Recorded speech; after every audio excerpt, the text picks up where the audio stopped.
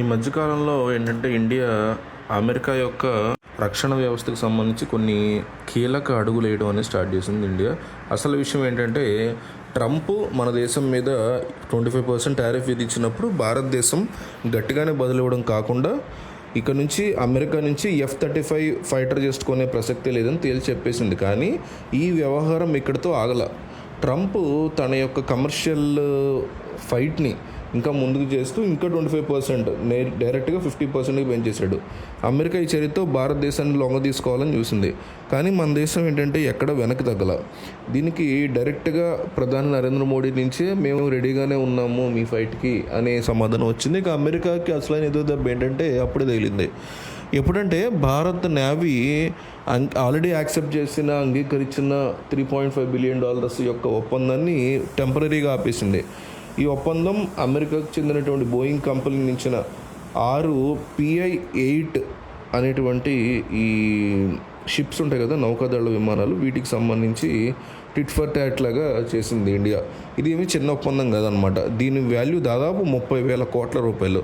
కానీ ఈ నిర్ణయంతో భారతదేశం ఒకటి ప్రూవ్ చేసింది, వ్యూహాత్మకంగా ప్లాన్ చేస్తే, ఇండిపెండెన్సీ విషయంలో ప్లాన్ చేస్తే మేము రాజీ అనేది పడము.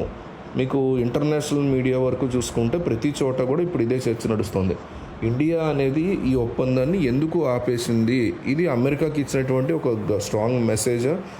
మొత్తం విషయాన్ని ఈ వీడియోలో చాలా క్లియర్గా ఎక్స్ప్లెయిన్ చేస్తాను. కొంచెం నా ఓన్లీ రిక్వెస్ట్ ఏంటంటే ఐ లవ్ ఇండియా అని కామెంట్ చేయండి చాలు. మేము ఇంకేం అడగట్లు. నా కోసం కానీ, మా టీం కోసం కానీ, మన దేశం కోసం కానీ ఐ లవ్ ఇండియా లేదా భారత్ మాతాకి జై, ఈ రెండిట్లో ఒకటి కంపల్సరీ కామెంట్ చేయండి. ఇక అసలు విషయంలోకి వద్దాం. ఈ వీడియో పర్పస్ ఏంటో చూద్దాం. అయితే భారతదేశం ఒక స్ట్రాంగ్ అడుగు ముందుకేసి ఈ ఒప్పందం మీద కొత్త కండిషన్స్ని కూడా పెట్టింది. ఈ అగ్రిమెంట్ని ముందు తీసుకెళ్ళాలంటే ప్రైస్ అయినా తగ్గాలి, లేదా టారిఫ్ అయినా తగ్గాలి, లేదంటే మ్యూచువల్గా పనిచేసేటువంటి ఛాన్స్ ఇవ్వాలి. ఒకవేళ అమెరికా దీనికి ఒప్పుకోకపోతే మన దేశంలో పనిచేసినటువంటి ఆల్టర్నేటివ్స్ అన్ని వాడుకోవాలని ఇండియా రెడీగా ఉంది. ఇప్పుడు క్వశ్చన్ ఏంటంటే ఈ దేశానికి ఈ PI ఎయిర్ క్రాఫ్ట్ అనేది ఎందుకంత ముఖ్యం? వీటి చరిత్ర ఏంటంటే 2009 నుంచి మొదలవుతుంది. మొదటిసారిగా 8 విమానాలని $2.2 బిలియన్ కొన్నాము. ఆ తర్వాత 2016లో ఇంకో 4 వచ్చాయి. ప్రస్తుతం భారతదేశం దగ్గర మొత్తం 12 P-8 విమానాలు ఉన్నాయి. ఈ విమానాలు భారత్ నౌకాదళానికి వెన్నుముక్క లాంటివి. హిందూ మహాసముద్రంలో నిఘా కోసం వీటిని మనం పెడతారు. దీని స్పెషాలిటీ ఏంటంటే ఈ PI-8 యొక్క స్పెషాలిటీ 41,000 ఎత్తు వరకు ఎగరగలుగుతుంది. 10 గంటల పాటు ఒకేసారి గాల్లో ఉండే సామర్థ్యం ఉంది. దీనికి నిఘా చేయడానికి కానీ, సమాచార సేకరణ చేయడానికి కానీ, ఇట్లాంటి స్పై మిషన్స్ అన్నిటికీ కూడా ఇది చాలా బాగా పనిచేస్తుంది. అయితే ఈ టెక్నాలజీ ప్రపంచంలో కొన్ని దేశాల దగ్గర మాత్రమే ఉంది, మన దగ్గర కూడా ఉంది.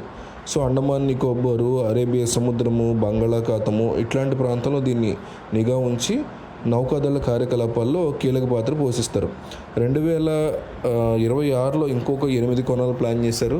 అంటే 2020లో ప్లాన్ చేశారు, బట్ అప్పుడు కోవిడ్ వల్ల డెలివరీ లేట్ అయింది. 2025లో అమెరికా ఒక్కసారిగా దీని ప్రైస్ని $3.6 పెంచేసింది, $2.4 బిలియన్ నుంచి. సో ఇప్పటికే డ్రోన్స్, హెలికాప్టర్స్ మనం అమెరికా నుంచి కొంటున్నాము. సో వాళ్ళ మీద మనం ఆధారపడడం అనేది పెరుగుతుంది. సో ఇండియా ఈ నిర్ణయం తీసుకుంది. ఇప్పుడు అమెరికా తన యొక్క ప్రైస్ని కానీ, లేదంటే టారిఫ్ని కానీ మార్చుకోవాలి. లేదు అంటే మేక్ ఇన్ ఇండియా ద్వారా HAL ఇతర ఇండియన్ కంపెనీస్ ఆల్టర్నేటివ్స్ను వెతుక్కోవడం చేస్తుంది. అయితే అమెరికాకి ఈ దెబ్బ కేవలం మన దేశం నుంచే తగలేదు. నాటో సభ్య దేశంగా ఉన్న స్పెయిన్ కూడా దాదాపు $5.25 బిలియన్ F-13 ఒప్పందాన్ని రద్దు చేసుకుని ఇక మీద మేము యూరోపియన్ యూనియన్ నుంచే ఫైటర్ జెట్స్ కొంటామని తేల్చెప్పింది. దీంతో ఫ్రాన్స్, జర్మనీ, స్పెయిన్ కలిసి తయారు చేస్తున్న ఫ్యూచర్ కంబోర్డ్ ఎయిర్ సిస్టమ్లు ఇవన్నీ కొనుగోలు చేయొచ్చు.